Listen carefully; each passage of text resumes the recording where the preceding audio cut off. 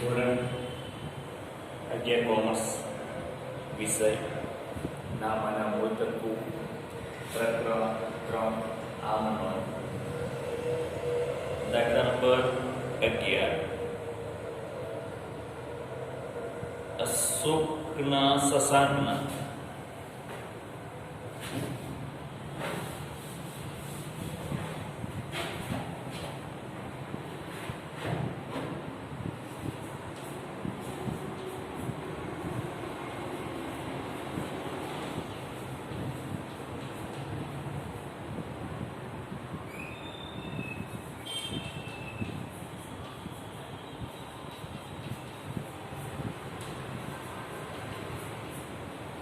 દાખલા નંબર 11 આપણને કીધું છે શશાંકના ચોપડે આમનો લખો. અહીં ઉપજ ખર્ચને લગતા વ્યવહારો છે. બરાબર. પહેલી નોંધ તારીખ 1 તારીખ આપી છે, મહિનો આપ્યો નથી તો ડાયરેક્ટ સીધી આપણે મહિનો નહીં લખીએ. આપણે મે મહિનો આપ્યો છે 1/5/14 રોજ મે મહિનાના વ્યવહારો છે. 1/5/14 દુકાનના ઉદ્ઘાટન પ્રસંગે ચા પાણી નાસ્તા કરતા થયા 500 ચૂકવ્યા. ચા પાણી એટલે ચૂકવ્યા એટલે રોકડ જાય, રોકડ ખાતે જમા. શેનો ખર્ચે? ચા પાણી. તો ચા પાણીના ખર્ચે પરચુરણ ખર્ચ ખાતે લખાય. એટલે આપણી આમનો થશે પરચુરણ ખર્ચ ખાતે ઉધાર રોકડ ખાતે.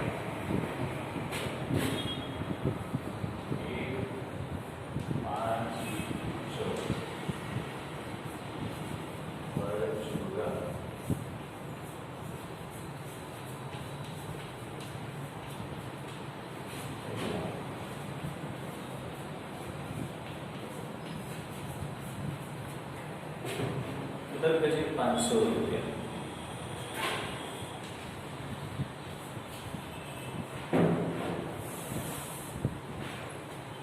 બાબત છે પરચુરણ ખર્ચના ચૂકવ્યા તેના. અહીં રોકડ ખાતે જમા કરી નાખ્યું એટલે બાબત જેની અંદર આપણે રોકડ શબ્દ ન લખીએ તો ચાલે. બરોબર. એટલે કે પરચુરણ ખર્ચના ચૂકવ્યા તેના.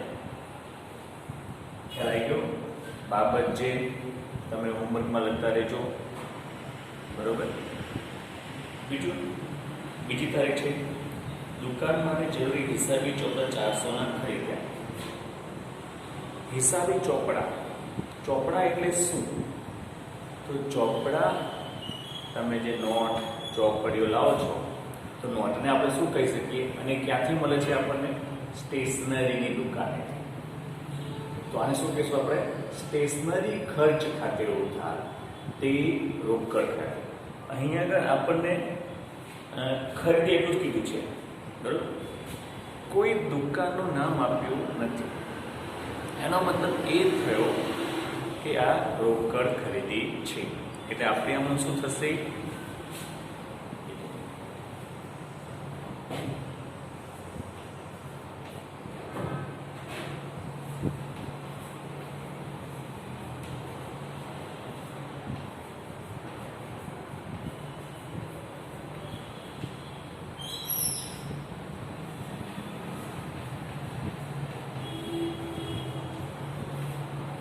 કેટલા રૂપિયા છે?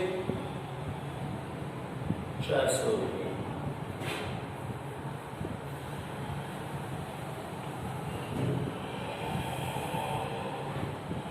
બાબતમાં શું લખીશું આપણે? હિસાબી ચોપડા ખરીદ્યા તેના. ફરીથી વિદ્યાર્થીઓ યાદ રાખી લેજો, ખરીદ્યા શબ્દ આવેલો મતલબ ખરીદ ખાતે નહીં લખી નાખવાનું. શું?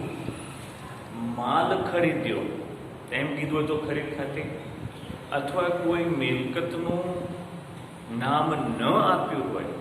દાખલા આમાં તો હિસાબી ચોપડા કીધું, સ્ટેશનરી આવ્યું, પછી ફર્નિચર, ટેબલ, ખુરશી, તિજોરી, કેલ્ક્યુલેટર, આવી બધી શબ્દો હોય તે ત્યારે જે તે મિલકત આવે. પણ કોઈ મિલકતનું નામ ન હોય માલ ખરીદ્યો તેમ પણ ન કીધું હોય તો એ વખતે તમે ખરીદ ખાતે લખો તો ચાલે, બરાબર. એટલે કોઈ ચોખવટ ન કરી હોય કે શેની ખરીદી કરી તો એ વખતે તમે ખરીદ ખાતે લખી શકો, બરાબર. બીજું ઘર મજૂરીના 200 અને લારી પરના 100 રોકડા ચૂકવ્યા. ચૂકવે એટલે રોકડ જાય છે, એટલે રોકડ ખાતું જમા થઈ ગયું, બરાબર. શેના છે? મજૂરી અને લારી પરના 200 અને 100.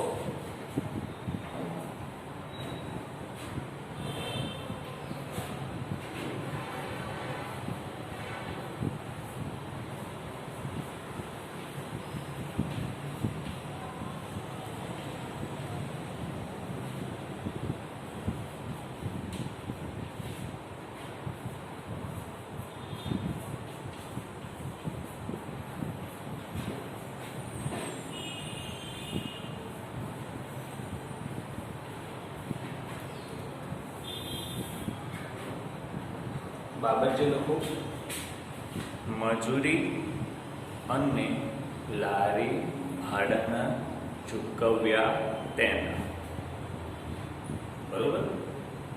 પછી દુકાન ભાડાના 500 અને ઘર ભાડાના 300 ચૂકવ્યા છે.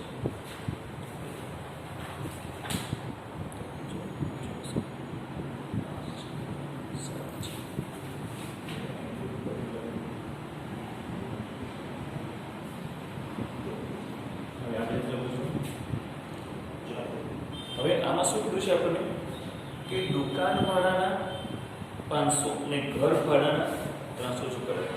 હવે દુકાન ભાડું એ ધંધાનો ખર્ચ છે એટલે દુકાન ભાડા ખાતે લખીશું.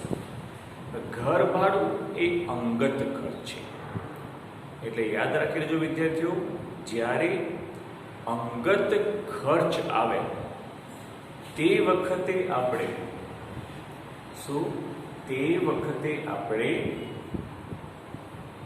ઉપાડ ખાતે ઉધાર કરવાનું, બરોબર.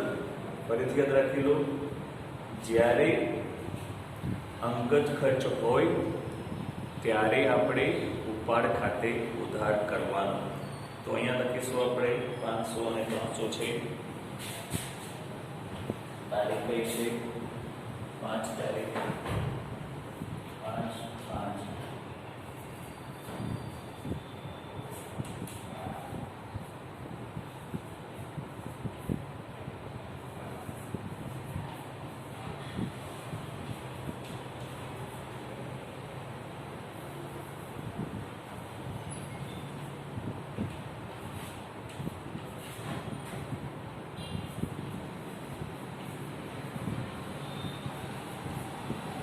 દુકાનવાળા ખાતે ઉધાર, ઉપાડ ખાતે ઉધાર, તે રોકડ ખાતે 500 અને 300.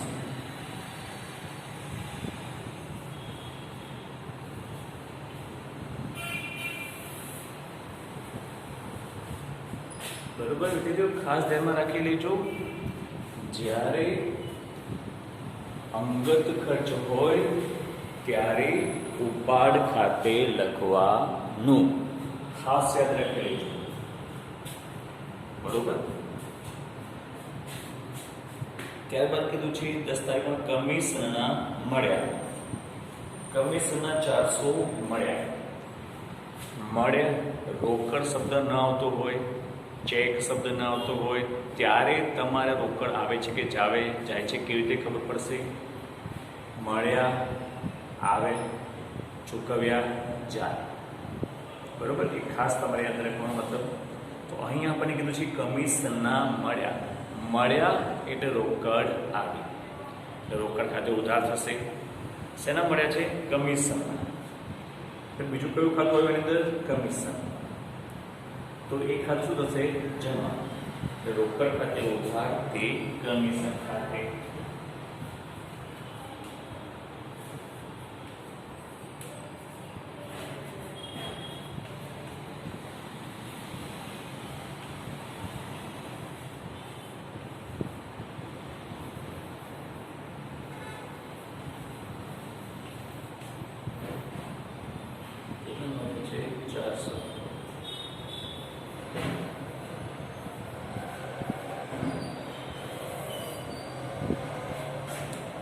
બાબત જે લખો કમિશનના મળ્યા તેના.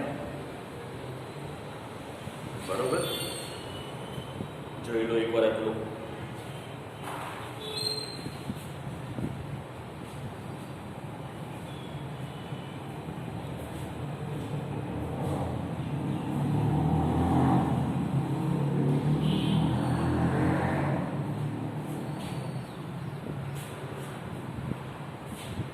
ચલો વિદ્યાર્થીઓ, હવે એના પછીનો 12 તારીખ દલાલીનો 800નો ચેક. દલાલીના 800નું ચેક મળ્યું. ચેક શબ્દ આવ્યો, ચેક શબ્દ આવે એટલે બેંક. બરોબર, મળ્યો છે એટલે આવક થઈ. શેના છે? દલાલી. બરોબર, એટલે આપણે આમાં શું થશે? બેંક ખાતે ઉધાર તે દલાલી ખાતે 800 રૂપિયા આવે.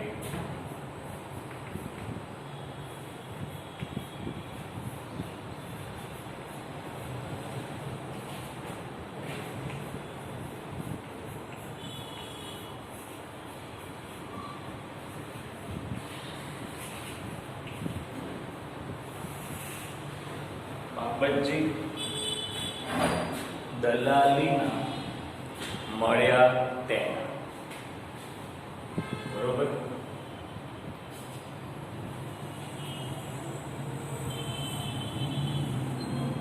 ફરી એક વસ્તુ યાદ કરી દઉં તમને વિદ્યાર્થીઓ કે બેંક ખાતે ક્યારે ઉધાર કરવું, ક્યારે જમા કરવું.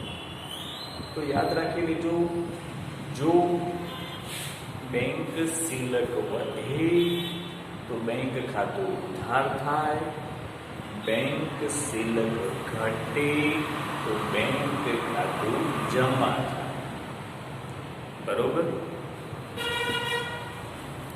તેના પછીનું વાત છે 15 તારીખ ગુજરાત સમાચારનું જાહેરાત બિલ 300 ચૂકવ્યું.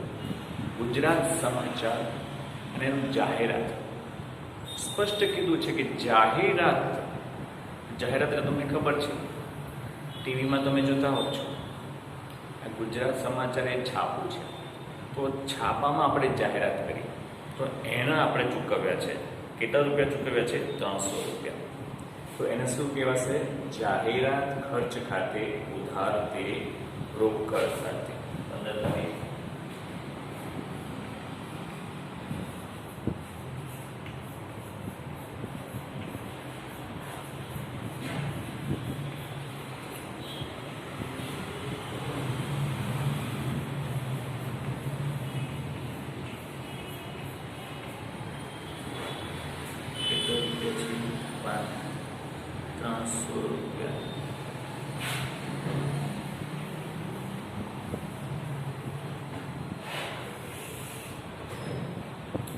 બરોબર,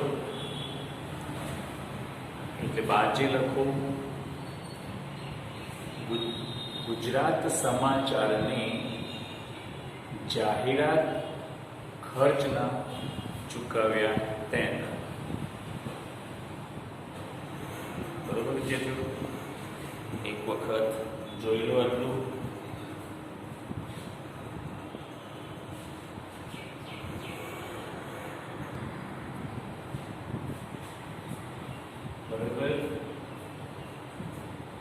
ધ્યાન રાખી લેજો, હજી પણ ક્યારે રોકડ ખાતે ઉધાર થાય, ક્યારે રોકડ ખાતું જમા થાય, ચૂકવ્યા, મળ્યા, એ બધા શબ્દો ઉપરથી તમારે નક્કી કરવાનું છે.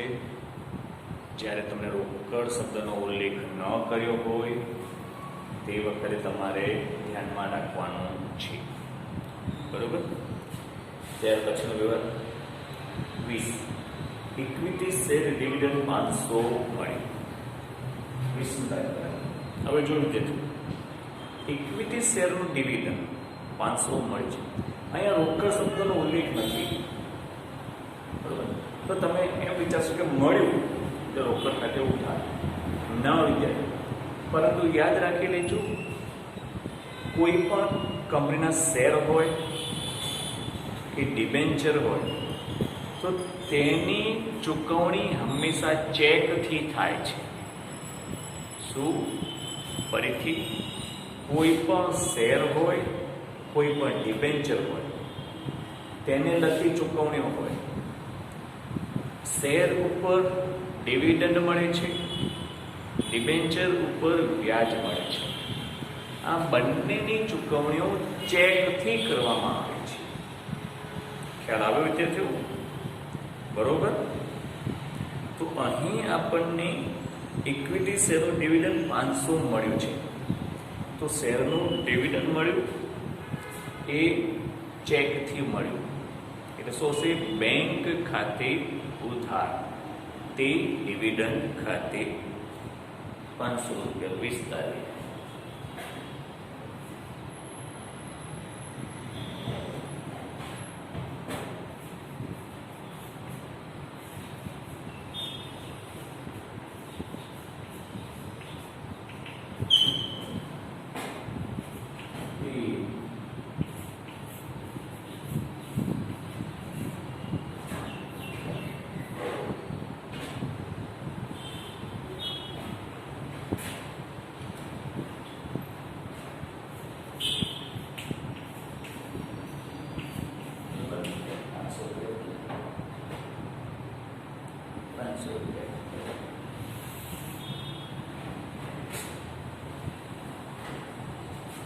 શું છે આપણે આમનું યાદ રાખજો વિદ્યાર્થીઓ? શેરનું ડિવિડન્ડ અને ડિબેન્ચરનું વ્યાજ હંમેશા ચેકથી ચૂકવણી થતી હોય છે.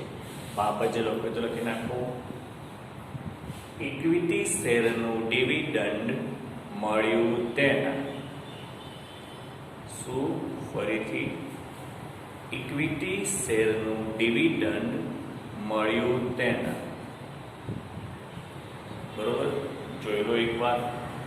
ખાસ યાદ રાખી લેજો, ડિવિડન્ડ અને ડિબેન્ચર વ્યાજ માટે થઈને. બરોબર. ત્યાર પછી 24 તારીખ વ્યવહાર. એસઆર કંપનીએ ડિબેન્ચરનું 1000 વ્યાજ ચેકથી ચૂકવ્યું. હવે જો અહીંયા આગળ 24 તારીખના વ્યવહારની અંદર એસઆર કંપનીએ, આપણે નહીં, એસઆર કંપની એટલે ત્રાહિત વ્યક્તિ છે, સામેની વ્યક્તિ છે, એણે ડિબેન્ચરનું વ્યાજ ચેકથી ચૂકવ્યું.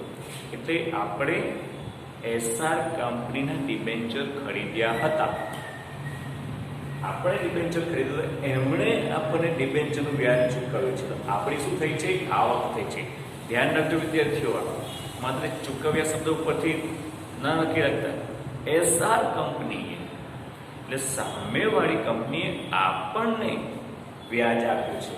તો શું થઈ છે? આપણી આવક થઈ છે. કઈ તારીખ? 24 તારીખ. શું? આપણી આવક થઈ છે.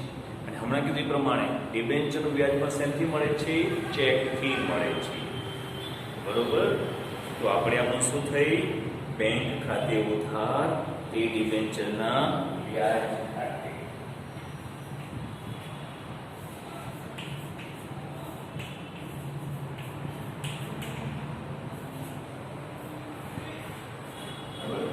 ₹1000 છે તે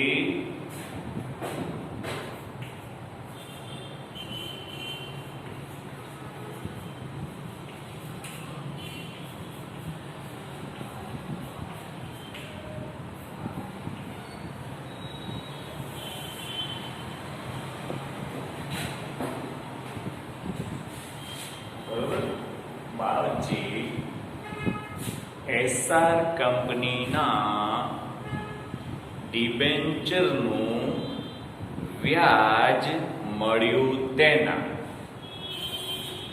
બરોબર, યાદ રાખજો. ડિવિડન્ડ અને ડિબેન્ચર એમાં ખાસ વાક્ય રચના ધ્યાનથી વાંચજો. જો આ વાક્ય તમે ધ્યાનથી ન વાંચ્યું હોય તો ભૂલ થાય, એટલા માટે ખાસ. બરોબર. ત્યારબાદ જોઈ લેજો ખાસ ડિબેન્ચર વ્યાજ વિશે અને ડિવિડન્ડ વિશે. બરોબર. ત્યાર પછીનો વ્યવહાર છે 25. દુકાન માટે 3000ની કિંમતનું સાઇન બોર્ડ બનાવડ આપ્યું. હવે દુકાન માટે સાઇન બોર્ડ એટલે શું? તમે કોઈ પણ દુકાન હોય તો એની ઉપર જે પાટિયું લગાવેલું હોય છે, હવે જાહેરાત પાટિયોની પણ દુકાનનું નામ લખેલું હોય તો એની અંદર લાઇટો લગાવેલી હોય, એને પણ સાઇન બોર્ડ કહેવાય. નામ સાથેનું જે ચોરસ હોય છે તે એ આપણી મિલકત કહેવાય છે ને એને ફર્નિચર કહેવાય છે. શું? તો એ આપણે એમ કહે છે કે ફર્નિચર ધંધામાં આવ્યો. આનો મતલબ કેવો થયો? શું? ફર્નિચર ધંધામાં આવ્યો, આનો મતલબ એ થાય છે. તો અહીં સાઈનબોર્ડ બનાવ્યું, દુકાનનું નામ નથી આપ્યું. ખ્યાલ આવ્યો? એટલે આ ઉધાર વ્યવહાર નથી, રોકડ વ્યવહાર છે. સાઈનબોર્ડ શબ્દ આવ્યો એ મિલકત થઈ કે ફર્નિચર ખાતે ઉધાર, પણ કયા ખાતે? જેમાં રોકડા કે ચેક બેમાં એકેનો ઉલ્લેખ નથી, સાથે સાથે વ્યક્તિના નામનો પણ ઉલ્લેખ નથી, એટલે ઉધાર વ્યવહાર નથી. કેવો વ્યવહાર થયો? રોકડ વ્યવહાર. રોકડ વ્યવહાર છે એટલે રોકડ ગઈ, એટલે આપણે આમાં શું થશે? ફર્નિચર ખાતે ઉધાર, તે રોકડ ખાતે. 25 તારીખ.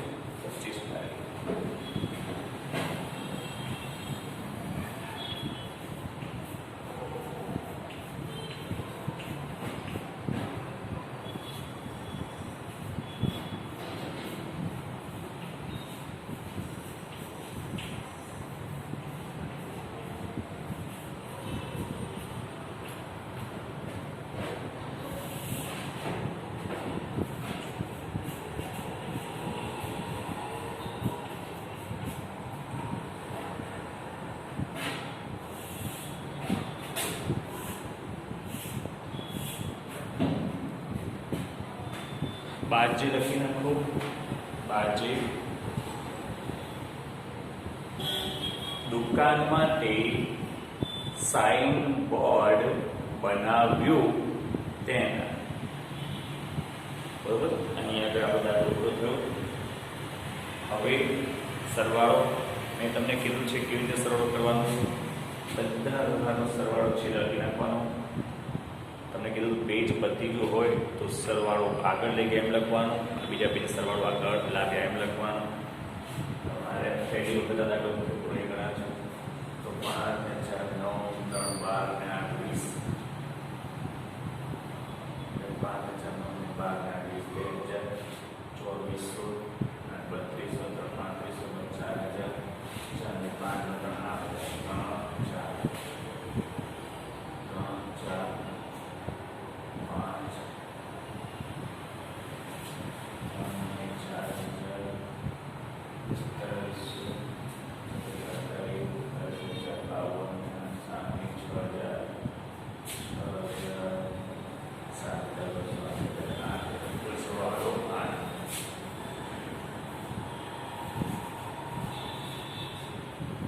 બરોબર? આવી રીતે છેલ્લે સરવાળો લખવાનો. ખ્યાલ આવી રીતે જો જોઈ લો.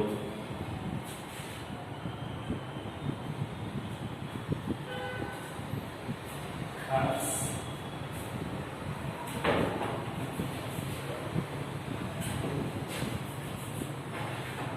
આ બે વ્યવહારોમાં ધ્યાન રાખી લઈશું. ડિવિડન્ડ અને ડિબેન્ચરના વ્યવહારોની અંદર ડિબેન્ચર અને ડિવિડન્ડની ચૂકવણી હંમેશા ચેકથી થાય. બરોબર? ખાસ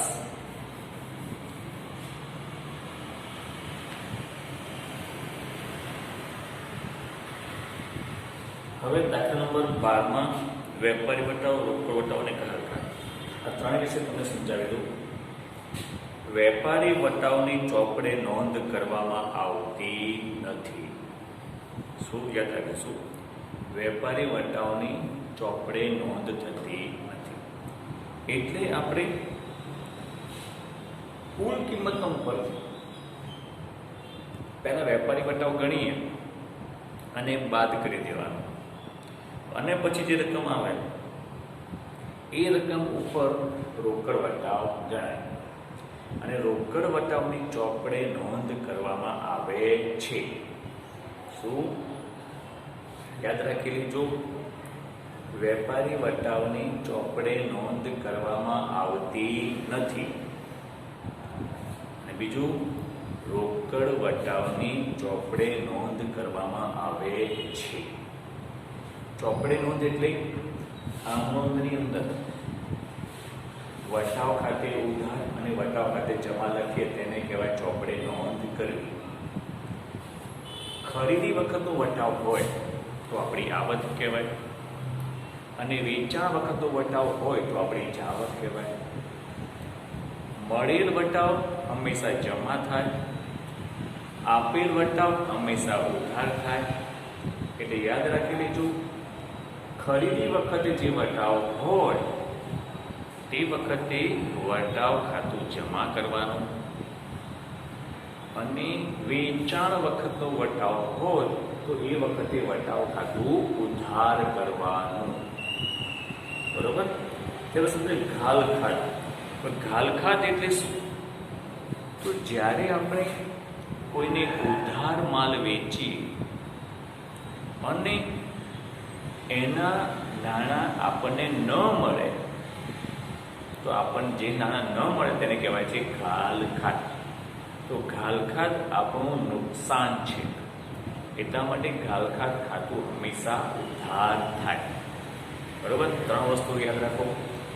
ખરીદી વખતનો વટાવ જમા થાય, વેચાણ વખતનો વટાવ ઉધાર થાય, અને ઘાલખાત ખાતું હંમેશા ઉધાર થાય. ખ્યાલ આવ્યો વિદ્યાર્થીઓ? આ 3 વાક્ય યાદ રાખવાના છે. અહીંયા લખું છું.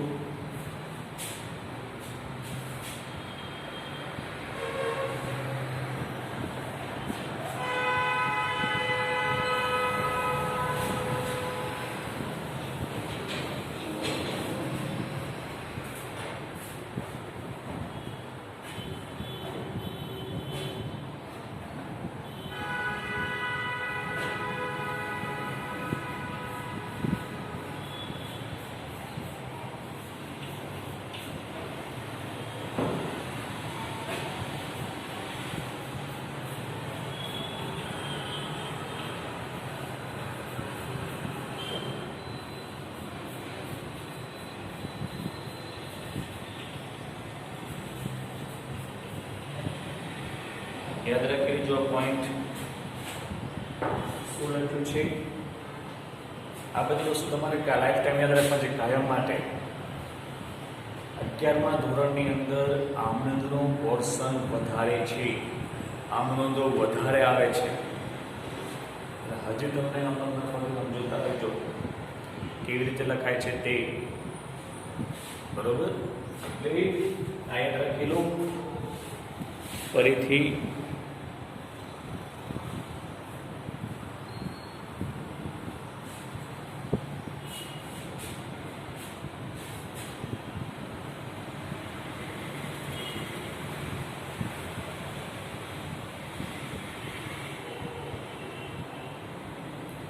વેપારી વટાવની ચોપડે નોંધ થતી નથી.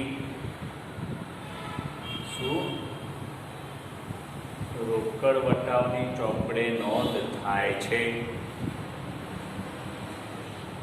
ખરીદી વખતનો વટાવ એ મળેલ વટાવ કહેવાય એટલે જમા, વેચાણ વખતનો વટાવ એટલે આપેલ વટાવ કહેવાય એટલે ઉધાર, અને ઘાલખાત આપણા માટે નુકસાન છે એટલે થશે ઉધાર.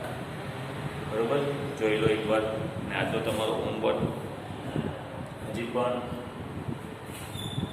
ખાતાના પ્રકારો, ખાતાના નિયમો તૈયાર કરજો. આ વસ્તુ લખી એ 3 વસ્તુ તૈયાર કરજો.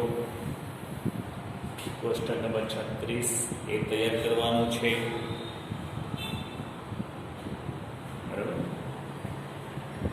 જો તમે આ કોષ્ટક તૈયાર કરશો, ખાતાના પ્રકારો તૈયાર કરશો અને એની ઉપરથી ખાતાના નિયમો તૈયાર કરશો તો તમને આમનો લખવામાં સરળતા રહેશે. બરાબર? અને આ જે વસ્તુ લખી એ તમારે